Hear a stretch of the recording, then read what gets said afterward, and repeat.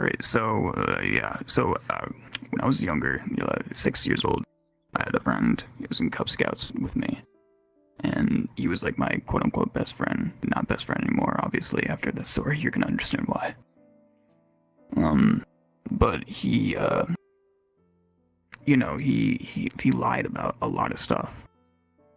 When he got me in trouble, he gave me weed and alcohol at school. I got suspended for 25 days. Actually, I got suspended for 10 days because I had I had a whole lot of stuff on me. And then I got sent to the school board of education, and then the guy that runs all the fucking schools in my county, he was like, should I send you to Providence, which is like a bad kid school, or should I send you back and just give you like a suspension? So he gave me a 15 more day suspension. Did not send me to Providence, and then he sent me back to school, but I had 15 days of twilight.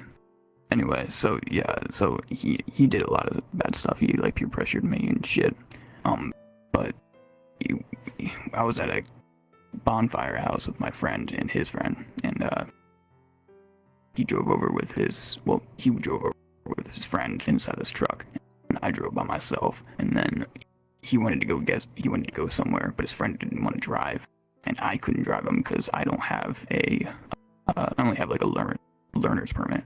I can't drive with friends. I can only drive with family. And he said I could drive, and I just assumed that he had his license because he was my age, and usually when you're 18 you have your license. And he started driving, and then my brakes on my car was pretty shit, to be honest. I guess he underestimated that, and he up and hit someone. And then the guy got out of the car and was like threatening us. He was like, don't fucking run away, I'll shoot you, I'll kill you. If you fucking run away, I'll call the cops, I'll get you. He was like some like fucking 6'5", 250-pound dude, scary as shit, man. And like really country, because I live in like a country part of Maryland. It's where the KKK was, actually. Yeah, so like he drove away, and we got back to the bonfire, and I was freaking out because I was in the passenger seat the entire time. Like, we sped off, and the guy started chasing us down like some highways, and my friend looped around and was going like 80 in my car. It was fucking scary. I'm incriminating myself right now. I'm incriminating him. I already told the cops about him anyway. The cops actually showed up to my door because my front bumper was imprinted on the back dirt of the guy's truck or car. And so they found my house, and they talked to my parents, and my mom was really worried. By this point, I was sitting outside this park that's like right outside my fucking house. I could walk there in like 5 minutes. And because I drove home like as fast, well, like the speed limit, but like still like scared because I have extreme anxiety. Fuck, I can't speak English. I have extreme anxiety. And it I don't know, I get anxiety attacks really easily. And when I got there, my mom texted me and she was like, "What's going on?" and shit. And I explained to her, and she said, "You gotta tell the cops that you were not driving." I was like, "But I can't incriminate my friend. I can't do that to him, right?" And then I was like, "Well, what's the consequences? Either I lose my license for like a couple years, or I save my friend's ass."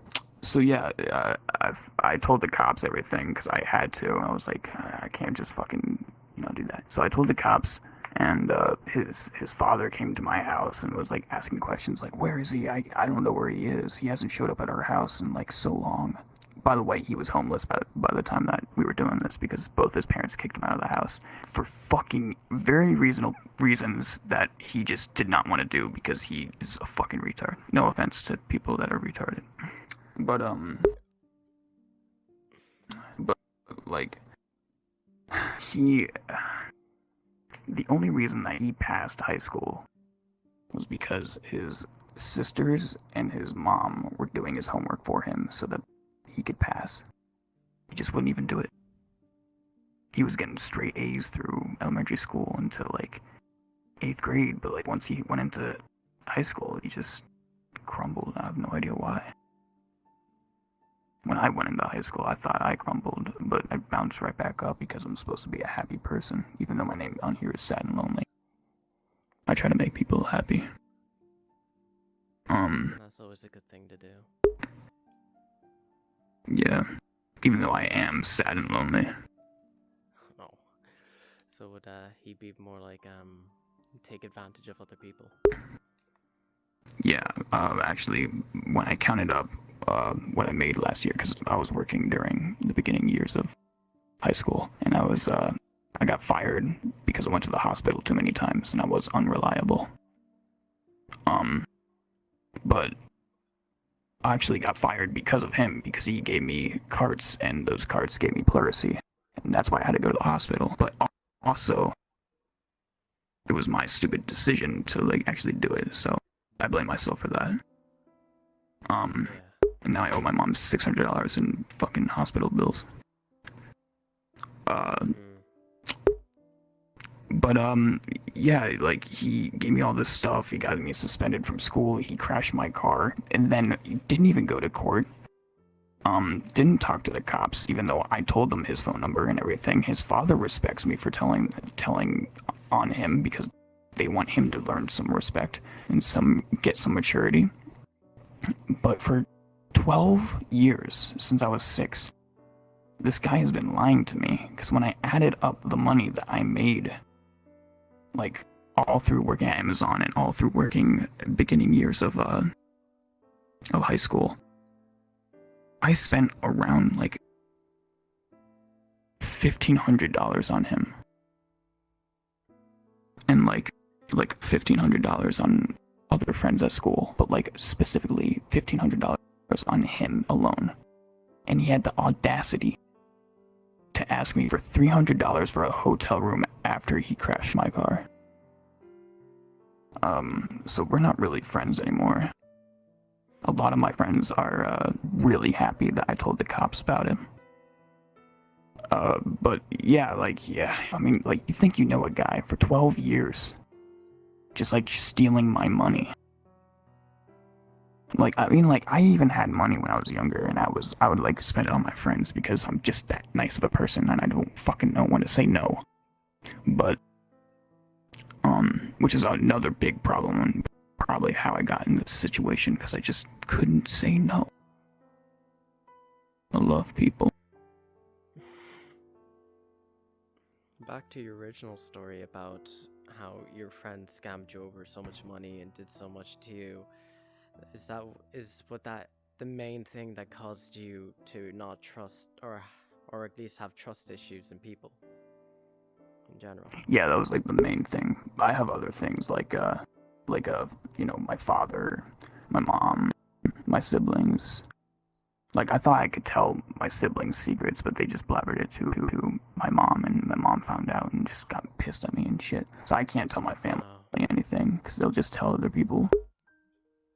Yeah, so it would be more of your environment with the people you grew up around, and that you couldn't really feel like you talk with them, and if you did, you'd get like almost punished for it.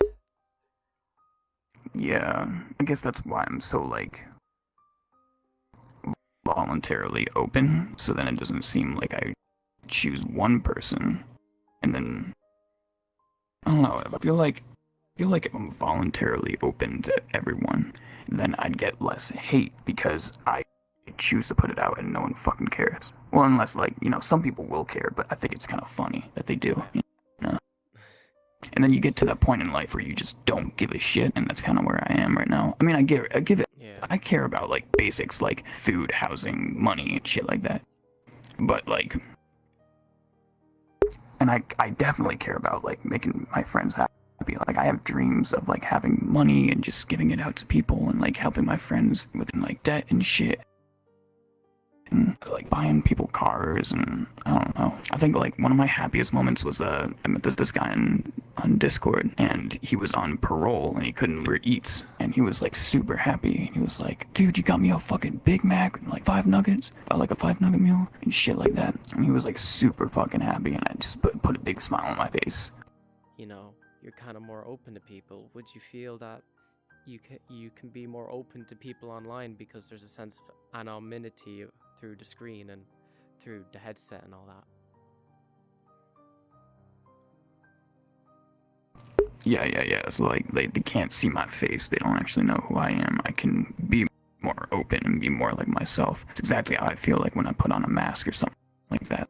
Like they can't see my face, so I feel more free. Yeah. It's do you feel like you can be like more open to people than in person? I mean, I try, but you know, the easiest thing to do is when you're like open to people in real life is they take advantage of you, and they can't really do that on the internet unless they like fucking trap you. But it's not really like it's not like stealing anything from you except for your fucking courage and I guess your confidence. I've actually, oh my god, this happened like 2 days ago. I felt so unbelievably bad. So unbelievably bad. See, I'm the type of person that cries when I don't like someone that asks me out. Like, if someone asks me out and I don't like them and I have to put them down, I cry because I feel so bad for them. Because I know exactly how they feel. I'm a very sensitive guy. Like, a lot of people don't understand that.